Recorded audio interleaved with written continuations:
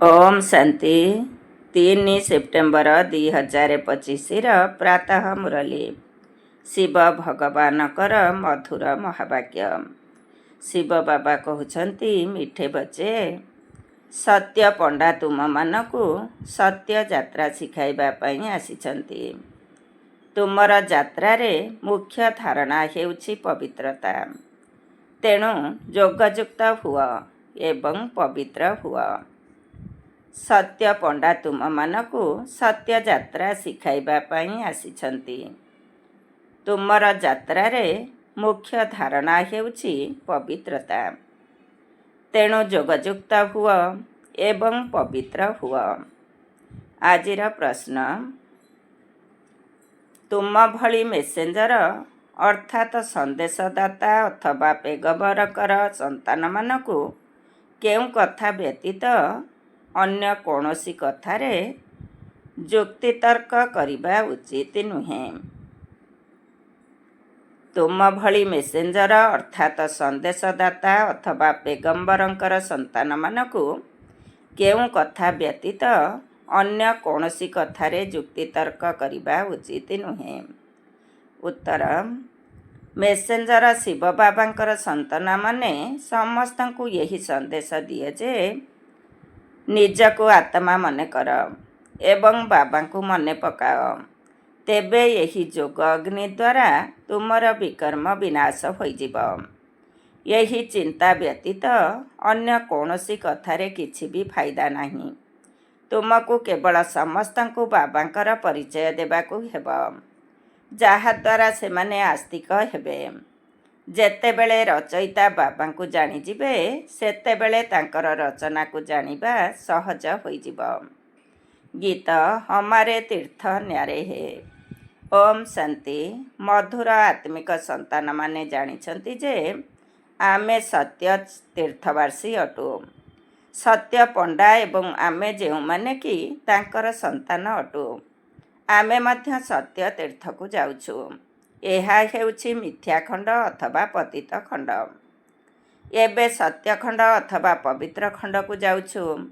ମନୁଷ୍ୟ ଯାତ୍ରା କରିଥାନ୍ତି ନା, କେତେକ ଖାସ ନିର୍ଦ୍ଦିଷ୍ଟ ଯାତ୍ରା ହୁଏ।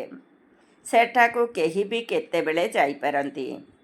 ଏହା ମଧ୍ୟ ଯାତ୍ରା ସ୍ୱୟଂ ସତ୍ୟ ପଣ୍ଡା ବାବା ଆସିଲେ ହିଁ ଏଥିରେ ଯାଇ ହୁଏ। ସେ କଳ୍ପକଳ୍ପର ସଙ୍ଗମରେ ଆସୁଛନ୍ତି। ଏଥିରେ ଥଣ୍ଡା ଗରମର କୌଣସି କଥା ନାହିଁ, ନା ଧକ୍କା ଖାଇବାର କଥା ଅଛି। ଏହା ହେଉଛି ସ୍ମୃତିର ଯାତ୍ରା। ସେହି ଯାତ୍ରାକୁ ସନ୍ନ୍ୟାସୀମାନେ ମଧ୍ୟ ଯାଇଥାନ୍ତି। ନିଷ୍ଠାପର ଯାତ୍ରୀ ସର୍ବଦା ପବିତ୍ର ରହିଥାନ୍ତି। ତୁମେ ସମସ୍ତେ ଯାତ୍ରା କରୁଛ। ତୁମେ ବ୍ରାହ୍ମଣ ଅଟ।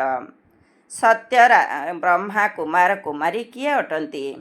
ଯିଏ କେବେ ହେଲେ ବିକାରର ଅଧୀନ ହେଉନାହାନ୍ତି। ପୁରୁଷାର୍ଥ ତ ନିଶ୍ଚୟ ଅଟ। ମନରେ ସଂକଳ୍ପ ଆସିଲେ ମଧ୍ୟ ମୁଖ୍ୟ ହେଉଛି ବିକାରର କଥା।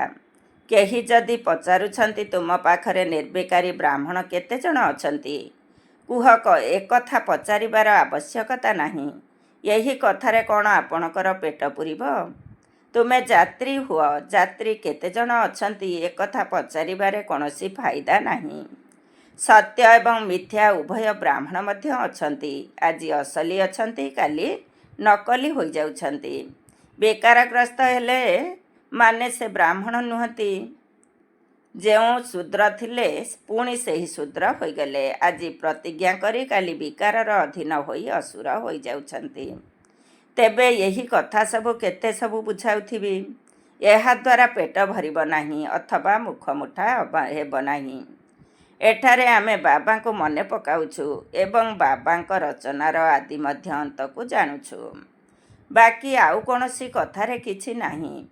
କୁହ, ଏଠାରେ ବାବାଙ୍କୁ ମନେ ପକାଇବା ଶିଖାଯାଉଛି ଏବଂ ମୁଖ୍ୟ ହେଉଛି ପବିତ୍ରତା।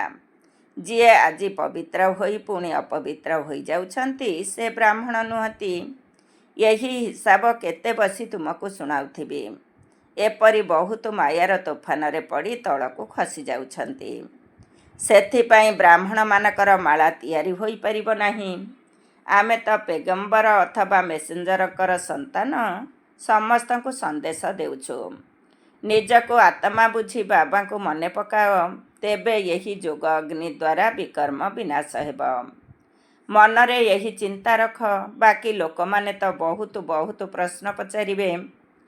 କେବଳ ଗୋଟିଏ କଥା ବିନା ଅନ୍ୟ କୌଣସି କଥାରେ ଗଲେ ଫାଇଦା ନାହିଁ। ଏଠାରେ ତ ଏହି କଥା ଜାଣିବାକୁ ହେବ ଯେ ନାସ୍ତିକରୁ ଆସ୍ତିକ, ଅନାଥରୁ ସନାଥ କିପରି ହେବ, ଯାହାକି ପିତାଙ୍କଠାରୁ ସମ୍ପତ୍ତି ପାଇପାରିବ। ଏହି କଥା ପଚାର। ବାକି ତ ସମସ୍ତେ ପୁରୁଷାର୍ଥୀ ଅଟନ୍ତି। ବିକାର ଦ୍ୱାରା ହିଁ ବହୁତ ଫେଲ୍ ହେଉଛନ୍ତି। ଯଦି ବହୁତ ଦିନ ପରେ ସ୍ତ୍ରୀକୁ ଦେଖୁଛନ୍ତି, ତେବେ ସେ କଥା ନ କହିଲେ ଭଲ। କାହାର ମଦ ପିଇବାର ଅଭ୍ୟାସ ଥିଲେ ତୀର୍ଥକୁ ଗଲେ ମଦ ଅଥବା ବିଡ଼ିର ଅଭ୍ୟାସ ଯାହାର ଥିବ, ସେସବୁ ସେବନ କରିବା ବିନା ସେ ରହିପାରିବ ନାହିଁ। ଲୁଚାଇ ପିଇଥାନ୍ତି, କ'ଣ କରିପାରିବେ? ବହୁତ ଅଛନ୍ତି ଯିଏକି ସତ୍ୟ କହୁନାହାନ୍ତି, ଲୁଚାଇ ଚାଲିଛନ୍ତି।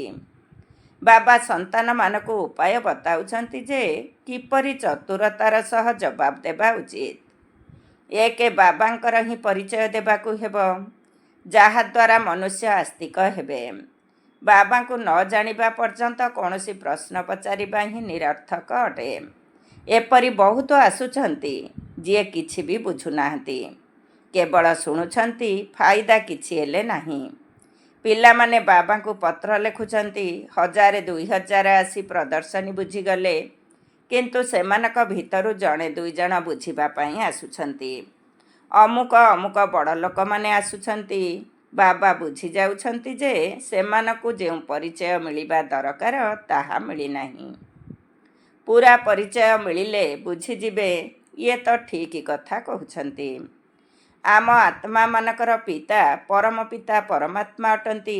ସେ ଆମକୁ ପଢ଼ାଉଛନ୍ତି, କହୁଛନ୍ତି ନିଜକୁ ଆତ୍ମା ବୁଝି ମୋତେ ମନେ ପକାଅ। ଏହି ଅନ୍ତିମ ଜନ୍ମ ପବିତ୍ର ହୁଅ। ଯିଏ ପବିତ୍ର ରହୁନାହାନ୍ତି ସିଏ ବ୍ରାହ୍ମଣ ନୁହନ୍ତି, ଶୂଦ୍ର ଅଟନ୍ତି। ଏହା ଯୁଦ୍ଧଭୂମି ଅଟେ। ବୃକ୍ଷ ବଢ଼ିବ ଏବଂ ତୋଫାନ ମଧ୍ୟ ଲାଗିବ। ବହୁତ ପତ୍ର ଝଡ଼ିବ। କିଏ ବସି ଗଣନା କରିବ ଯେ ପ୍ରକୃତ ବ୍ରାହ୍ମଣ କିଏ? ଯିଏ କେବେ ବି ଶୂଦ୍ର ହେଉନାହାନ୍ତି, ସିଏ ହିଁ ପ୍ରକୃତ ବ୍ରାହ୍ମଣ ଅଟନ୍ତି। ଟିକିଏ ହେଲେ କୁଦୃଷ୍ଟି ନ ଯାଉ, ଅନ୍ତ ସମୟରେ କର୍ମାତୀତି ଅବସ୍ଥା ହେବ। ବହୁତ ଉଚ୍ଚ ଲକ୍ଷ୍ୟ ଅଟେ। ମନରେ ମଧ୍ୟ ନ ଆସୁ, ଏହି ଅବସ୍ଥା ଅନ୍ତ ସମୟରେ ହେବ। ବର୍ତ୍ତମାନ ସମୟରେ ଜଣକର ମଧ୍ୟ ଏପରି ଅବସ୍ଥା ନାହିଁ। ଏବେ ସମସ୍ତେ ପୁରୁଷାର୍ଥୀ ଅଟନ୍ତି। ବୁଦ୍ଧି ଏକରସ ରହୁନାହିଁ। ମୁଖ୍ୟ ହେଉଛି ଦୃଷ୍ଟିର କଥା। ଆମେ ଆତ୍ମା ଏହି ଶରୀର ଦ୍ୱାରା ଅଭିନୟ କରୁଛୁ। ଏହି ଅଭ୍ୟାସ ପକ୍କା ହେବା ଦରକାର। ରାବଣ ରାଜ୍ୟ ଥିବା ପର୍ଯ୍ୟନ୍ତ ଯୁଦ୍ଧ ଚାଲିଥିବ। ଶେଷ ବେଳକୁ କର୍ମାତୀତି ଅବସ୍ଥା ହେବ। ଆଗକୁ ଗଲେ ତୁମର ଅନୁଭବ ହେବ, ସବୁ ବୁଝିଯିବ। ଏବେ ତ ବୃକ୍ଷ ବହୁତ ଛୋଟ ଅଛି, ତୋଫାନ ଆସୁଛି, ପତ୍ର ଝଡ଼ି ଯାଉଛି। ଦୁର୍ବଳ ପିଲାମାନେ ଝଡ଼ି ପଡ଼ୁଛନ୍ତି। ପ୍ରତ୍ୟେକ ନିଜକୁ ପଚାରନ୍ତୁ, ମୋର ଅବସ୍ଥା କେତେ ଦୂର ଠିକ୍ ଅଛି? ବାକି ଯେଉଁ ସବୁ ପ୍ରଶ୍ନ ପଚାରୁଛନ୍ତି, ସେସବୁ କଥାରେ ଅଧିକ ଧ୍ୟାନ ଦିଅ ନାହିଁ। କୁହ, ଆମେ ବାବାଙ୍କ ଶ୍ରୀମତରେ ଚାଲୁଛୁ। ସେହି ବେହଦ ବାବା ଆସି ଅସରନ୍ତି ସୁଖ ଦେଉଛନ୍ତି ଅଥବା ନୂଆ ଦୁନିଆ ସ୍ଥାପନ କରୁଛନ୍ତି। ସେଠାରେ କେବଳ ସୁଖ ହିଁ ଥାଏ। ମନୁଷ୍ୟ ରହୁଥିବା ସ୍ଥାନକୁ ହିଁ ଦୁନିଆ କୁହାଯାଏ। ନିରାକାରୀ ଦୁନିଆରେ ଆତ୍ମାମାନେ ରହୁଛନ୍ତି ନା? ଏକଥା କାହାରି ବୁଦ୍ଧିରେ ନାହିଁ ଯେ ଆତ୍ମା କିପରି ବିନ୍ଦୁ ଅଟେ। ଏ କଥା ମଧ୍ୟ ପ୍ରଥମେ କୌଣସି ନୂଆଙ୍କୁ ବୁଝାଅ ନାହିଁ। ପ୍ରଥମେ ତ ବୁଝାଇବାକୁ ହେବ, ଅନନ୍ତ ପିତା ଅସରନ୍ତି ସମ୍ପତ୍ତି ଦେଉଛନ୍ତି। ଭାରତ ପବିତ୍ର ଥିଲା, ଏବେ ପତିତ ହୋଇଯାଇଛି। କଳିଯୁଗ ପରେ ପୁଣି ସତ୍ୟଯୁଗ ଆସିବ। ବିକେମାନଙ୍କ ବ୍ୟତୀତ ଅନ୍ୟ କେହି ବି ଏକଥା ବୁଝାଇ ପାରିବେ ନାହିଁ। ଏହା ନୂଆ ରଚନା ଅଟେ। ବାବା ପଢ଼ାଉଛନ୍ତି। ଏହି ଜ୍ଞାନ ବୁଦ୍ଧିରେ ରହିବା ଦରକାର। କୌଣସି କଷ୍ଟ କଥା ନୁହେଁ, କିନ୍ତୁ ମାୟା ଭୁଲାଇ ଦେଉଛି, ବିକର୍ମ କରାଇ ଦେଉଛି। ଅଧା କଳ୍ପରୁ ବିକର୍ମ କରିବାର ଅଭ୍ୟାସ ପଡ଼ିଯାଇଛି। ସେହି ସବୁ ଆସୁରୀ ଅଭ୍ୟାସକୁ ସମାପ୍ତ କରିବାକୁ ହେବ। ବାବା ନିଜେ କହୁଛନ୍ତି, ସମସ୍ତେ ପୁରୁଷାର୍ଥୀ ଅଟନ୍ତି। କର୍ମାତୀତ ଅବସ୍ଥାକୁ ପ୍ରାପ୍ତ କରିବା ପାଇଁ ବହୁତ ସମୟ ଲାଗୁଛି। ବ୍ରାହ୍ମଣ କେବେ ବିକାରଗ୍ରସ୍ତ ହୁଅନ୍ତି ନାହିଁ। ଯୁଦ୍ଧକ୍ଷେତ୍ରରେ ଯୁଦ୍ଧ କରୁ କରୁ ହାରିଯାଉଛନ୍ତି। ଏହିସବୁ ପ୍ରଶ୍ନରେ କୌଣସି ଲାଭ ନାହିଁ। ପ୍ରଥମେ ନିଜର ପିତାଙ୍କୁ ମନେ ପକାଅ। ଆମକୁ ଶିବ ବାବା କଳ୍ପ ପୂର୍ବ ଭଳି ଆଦେଶ ଦେଇଛନ୍ତି ଯେ ନିଜକୁ ଆତ୍ମା ବୁଝି ମୋତେ ମନେ ପକାଅ। ଏହା ସେହି ଲଢ଼େଇ ଅଟେ। ପିତା ଜଣେ ହିଁ ଅଟନ୍ତି। ଶ୍ରୀକୃଷ୍ଣଙ୍କୁ ପିତା କୁହାଯିବ ନାହିଁ। ଗୀତାରେ ଶ୍ରୀକୃଷ୍ଣଙ୍କ ନାମ ରଖିଦେଇଛନ୍ତି। ଭୁଲରୁ ଠିକ୍ ତ ବାବା ହିଁ କରାଉଛନ୍ତି। ସେଥିପାଇଁ ତ ତାଙ୍କୁ ସତ୍ୟ ବୋଲି କୁହାଯାଉଛି। ବର୍ତ୍ତମାନ ତୁମେ ପିଲାମାନେ ହିଁ ସାରା ସୃଷ୍ଟିର ରହସ୍ୟକୁ ଜାଣୁଛ। ସତ୍ୟ ଯୁଗରେ ଦୈବୀ ରାଜବଂଶ ହେବ। ରାବଣ ରାଜ୍ୟରେ ଆସୁରୀ ରାଜବଂଶ ରହିବ। ସଙ୍ଗମ ଯୁଗକୁ ସ୍ପଷ୍ଟ ରୂପେ ଦେଖାଇବାକୁ ହେବ। ଏହା ହେଉଛି ପୁରୁଷୋତ୍ତମ ସଙ୍ଗମ ଯୁଗ। ସେପଟେ ଦେବତା, ଏପଟେ ଅସୁର। ବାକି ସେମାନଙ୍କର ଲଢ଼େଇ ହେଉନାହିଁ। ତୁମ ବ୍ରାହ୍ମଣମାନଙ୍କର ହିଁ ବିକାର ସହିତ ଲଢ଼େଇ ହେଉଛି। ଏହାକୁ ମଧ୍ୟ ଲଢ଼େଇ କୁହାଯିବ ନାହିଁ। ସବୁଠାରୁ ମୁଖ୍ୟ ହେଉଛି କାମ ବିକାର। ଏହା ମହାଶତ୍ରୁ ଅଟେ। ଏହା ଉପରେ ବିଜୟ ପ୍ରାପ୍ତ କରିବା ଦ୍ୱାରା ହିଁ ତୁମେ ଜଗତ ଜିତି ହେବ। ଏହି ବିଷ ନିମନ୍ତେ ହିଁ ଅବଳାମାନେ ମାଡ଼ ଖାଉଛନ୍ତି। ଅନେକ ପ୍ରକାରର ବିଘ୍ନ ପଡ଼ୁଛି। ମୂଳ କଥା ହେଉଛି ପବିତ୍ରତା। ପୁରୁଷାର୍ଥ କରି କରି ତୋଫାନ ଆସି ଆସି ଅନ୍ତିମରେ ତୁମର ବିଜୟ ହୋଇଯିବ। ମାୟା ଥକିଯିବ। କୁସ୍ତିରେ ଯେଉଁମାନେ ପହିଲମାନ ଥାଆନ୍ତି ସେମାନେ ତୁରନ୍ତ ସାମ୍ନା କରିଥାନ୍ତି। ସେମାନଙ୍କର ଧନ୍ଦା ହିଁ ହେଉଛି ଭଲ ଭାବରେ ଲଢ଼ି ବିଜୟ ପ୍ରାପ୍ତ କରିବା। ପହିଲମାନମାନଙ୍କର ବହୁତ ନାମାଚାର ହୋଇଥାଏ, ପୁରସ୍କାର ମିଳିଥାଏ। ଏହା ତ ତୁମର ଗୁପ୍ତ ଲଢ଼େଇ ଅଟେ। ତୁମେ ଜାଣିଛ, ଆମେ ଆତ୍ମାମାନେ ପବିତ୍ର ଥିଲୁ। ଏବେ ଅପବିତ୍ର ହୋଇଯାଇଛୁ, ପୁଣି ପବିତ୍ର ହେବୁ। ଏହି ସନ୍ଦେଶ ସମସ୍ତଙ୍କୁ ଦେବାକୁ ହେବ। ଅନ୍ୟ କୌଣସି ପ୍ରଶ୍ନ ପଚାରିଲେ ତୁମକୁ ସେସବୁ କଥାରେ ଅଧିକ ମୁଣ୍ଡ ଖେଳାଇବାର ନାହିଁ। ତୁମର ତ ଆତ୍ମିକ ଧନ୍ଦା ଅଟେ। ଆମ ଆତ୍ମାମାନଙ୍କ ମଧ୍ୟରେ ବାବା ଜ୍ଞାନ ଭରିଥିଲେ। ତାପରେ ପ୍ରାରବ୍ଧ ଭୋଗ କଲୁ, ଜ୍ଞାନ ହଜିଗଲା। ଏବେ ପୁଣି ବାବା ଆତ୍ମାରେ ଜ୍ଞାନ ଭରୁଛନ୍ତି। ବାକି ଏହି ନିଶାରେ ରହି କୁହ ଯେ ଆମେ ବାବାଙ୍କର ସନ୍ଦେଶ ଦେଉଛୁ।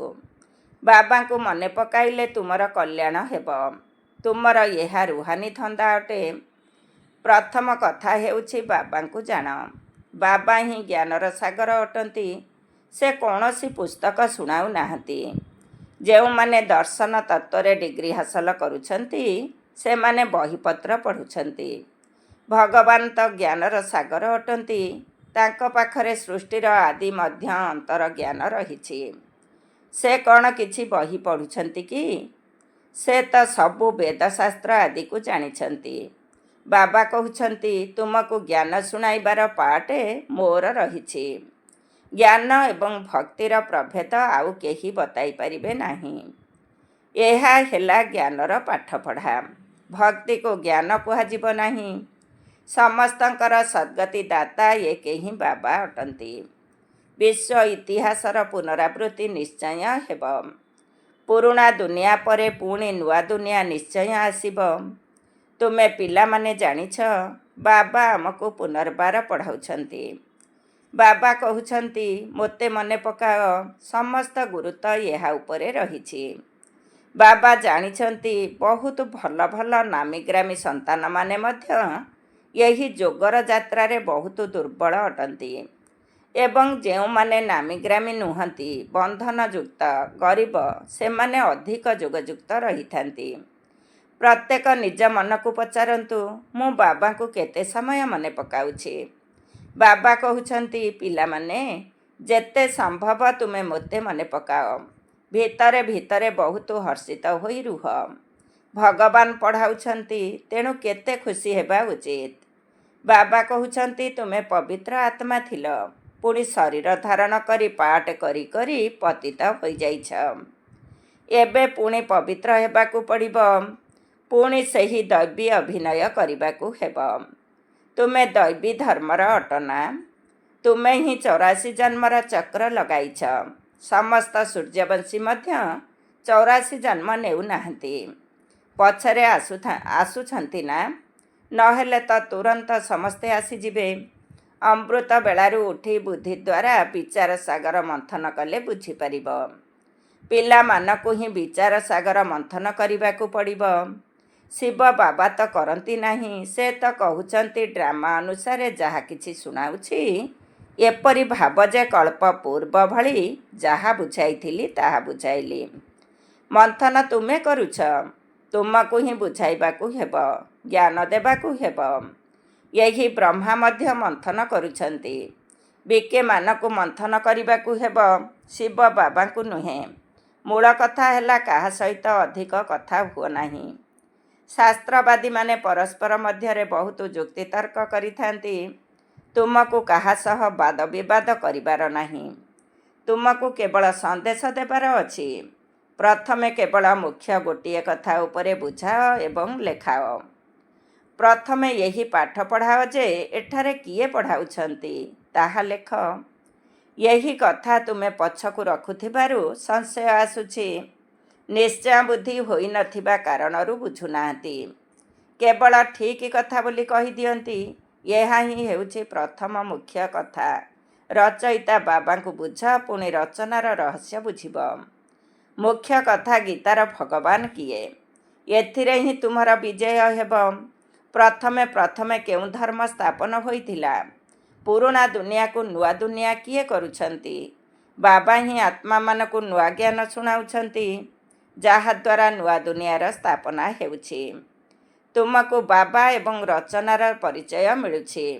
ପ୍ରଥମେ ଅଲଫ ଶିବ ବାବା ଉପରେ ପକ୍କା କରାଇଲା ପରେ ବାଦ ସହିତ ରହିଛି।